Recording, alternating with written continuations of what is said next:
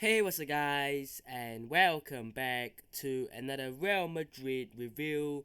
Osasuna 2, Real Madrid 4. Real Madrid 10 points clear of anyone with 9 games to go. Obviously, that's helped by the fact that Girona lost to Getafe away.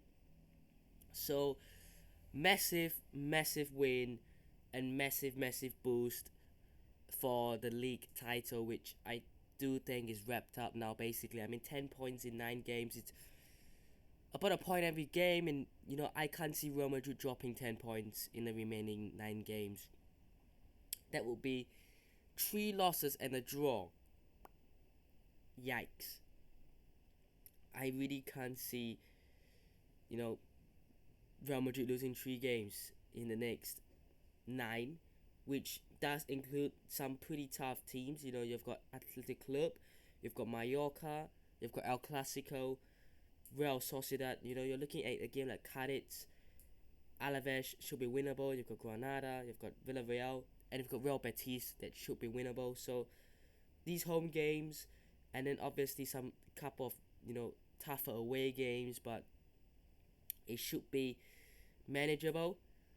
But it was a great game today. I thought that I was happy with the way the team played, and obviously it was for me a determination of seeing how Real Madrid perform away before you've got the Manchester City ties coming up as well. So I know the atmosphere is different because you go to these kind of stadiums like Osasuna, and their fans are louder, their fans are more wild and enthusiastic, which makes it a difficult place to go to. But Real Madrid managed to get the job done. But I think that if you're comparing it to going to a stadium like Man City, I think that their fans are not that loud. Do they even have any? All jokes aside, I just think it's the players that's playing for the opposition, the quality. It's the ground that's a bigger ground. So I think that the challenges will be different and will be harder as well. But we'll cross that bridge when we get to it. That Man City games, very exciting, of course, to see. But this game, look, great start to the game.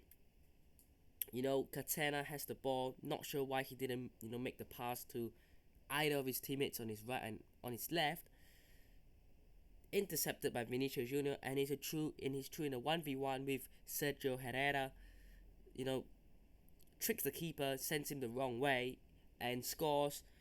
And then you thought, okay, this is gonna be a vintage Real Madrid come here, and maybe they dominate, and they maybe score another few goals after. But Osasuna have the corner. Um, Good and well worked, and Ante Budimir is there to score. Obviously, after the ball comes back to him, I'm not sure who was that. Who got the ball back into the box? It was um, Herando, I think. Um, but good finish and 1-1. And then right after 10 minutes later, Carvajal scores a brilliant goal, fantastic goal. I think the best goal of the game because it was a great breakthrough by Valverde, and then he puts that ball into the box behind him without knowing who's there. He's just like, let's see whoever gets on the end of it.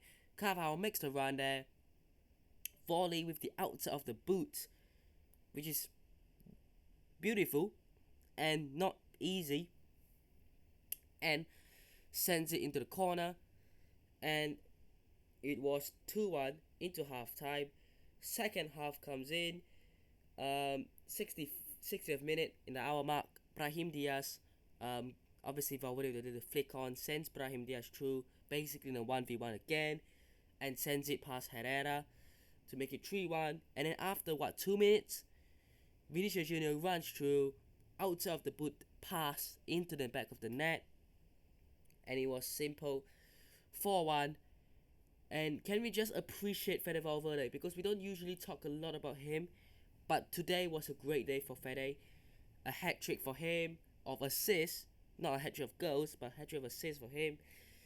Um, Obviously, incredible performance, and he is the engine of the midfield. He does everything. He's the runner of the midfield. He's the most attacking midfielder we have. If it wasn't for Bellingham, or maybe even Brahim Diaz, but I will consider him more as an attacker.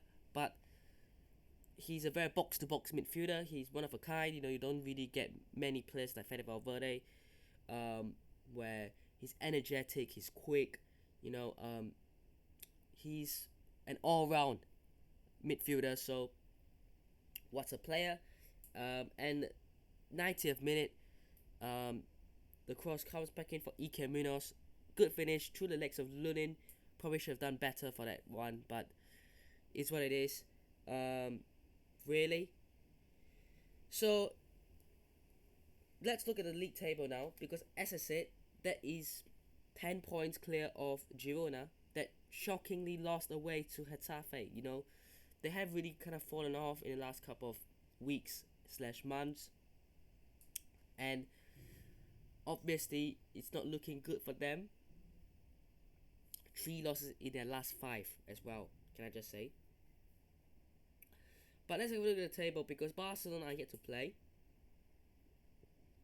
and they've got Atletico Madrid. So it is an incredible game, because if Barcelona win at the Wanda Metropolitano, they go 2 points clear of Girona, and they are 8 points behind Real Madrid. And again, 9 games to go, 8 points to make up, and they have to come to the Bernabeu to play us.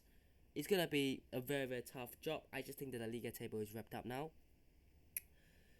And then for Atletico Madrid, they have to win, because Athletic Club Bilbao beat Alaves today, and are now 1 point clear. If they lose, they stay behind. If they win, they go ahead. If they draw, I think they're still behind, because maybe of head to head as well, which I don't think is any great. But of course, goal difference wise, they're not better than Athletic Club, they're worse. So either ways, even if it's counted by goal difference or head to head, I don't think they're in a good position. And they want to be in the top 4. If Atletico don't finish in the top 4, you're looking bad, because this is a side that can go deep into the semi-finals of the Champions League this season. And if they do make it to the semi-finals, and let's say they get knocked out in the semi-finals, or they make it to the final and they lose, for them to finish in the Europa League spots next season is not particularly ambitious for the players. So, obviously, you have to consider that as a fact. But there's going to be a big game tonight, certainly. But let's go through the starting 11. Lunin, I thought, was solid, pretty decent. The first goal, you can't really blame him too much. Obviously, he went through Carvajal's legs, I believe, as well. But yeah, the second one, he should be doing better, but so is life. Sometimes you do make such mistakes where the ball just goes under your legs, and you're thinking to yourselves, God damn it, I should have done better, And I've played keeper before, and I'm sure players who have played goalkeeper have felt the same. And even just, your Sunday league, or your street futsal and football and random stuff, it's like sometimes these sort of goals go in, and you're like, damn it, I shouldn't really be letting that in. And I'm sure he'll be going back, watching it back, saying he should be doing better. So, totally fine. Carvajal, one of the players of the match. Not mine, player of the match. I know Vinicius Jr. won the player of the match anyways, but Carvajal's got a great goal, contributing with his 4th goal, I think, of the La Liga season. I remember that Sevilla goal, and didn't he score against Almeria as well? I'm pretty sure he did, didn't he? But yeah, some big goals when he's needed. Now, Ancelotti rested Nacho, Tchouaméni, Rudiger. Look, for this game, it didn't particularly hurt us. But there are going to be games where if he does make this kind of decision, it will hurt. So you could say, luckily we didn't get punished for it. But you know, I know they can play well together, and I know they have been, and I know, usually they're playing well. But there will be games where, for example, against Man City, you just don't want that to happen. If you ask me, would I rather Tchouaméni Rudiger against the likes of Haaland or Nacho Rudiger? I know Nacho is not as physical as Tchouaméni, but firstly, you're taking away Tchouaméni from his best game, which is the sixth position, and you're removing a player from his best position, which is a centre back, Nacho. So I wouldn't do this against City, but certainly work today. And Mendy, defensively solid as always. The midfield, Kamavinga came in. I thought was decent. The tackle was pretty poorly to get him a yellow card. Valverde, definitely one of the men of the matches as well, along with Carvajal. And Cruz, look, he may not be as influential, but I see Toni Kroos play and I'm looking at him going, this guy is the kind of player that can change the game at any minute. And I saw his passing and even just the 1-2s combinations and stuff, and it's brilliant. The front line, Brahim Diaz, again similarly one of the man of the match contenders as well. And in the front two, Rodrigo was pretty quiet today. I would have started Joselu for the physicality that he offers, but he wasn't even in the squad. Not sure if that was some injury, or he was just rested, but it's fine, I guess. And Vinicius Junior, my man of the match, 2 goals for him. Certainly, when Vinicius Junior is playing really, really well, he's firing, he can do that kind of job. And right now I look at him and I say, if there's one player who can help, so to speak, beat Man City, it's Vinicius Junior. Although I do have to say he's suspended for the next game because he's gone to the referee for a decision the referee has already made. And when the referee makes a decision, and it's a decision that's not, for example, like that goal against Valencia, it's not that serious, right? You're winning, the referee doesn't award a free kick or whatever for your team in your own behalf, it's fine, right? It's fine. Don't go to the referee and just start getting at him, and then afterwards he's like, okay, Vini, please, move away, and then you just start laughing at his face and provoke and essentially humiliating the referee in a sense. The referee has to take the cut out of his pocket because you've gone too far. So Vinicius Junior has to learn to control himself in these kind of situations. If it's not necessary to do this kind of stuff, don't do it. It's simple. Nacho came on, Modric came on, Lucas Vazquez came on, Fran Garcia came on, and Arda Güler came on and nearly scored an incredible halfway line goal that hit the bar. Unfortunately for him, but there's always another chance, eh?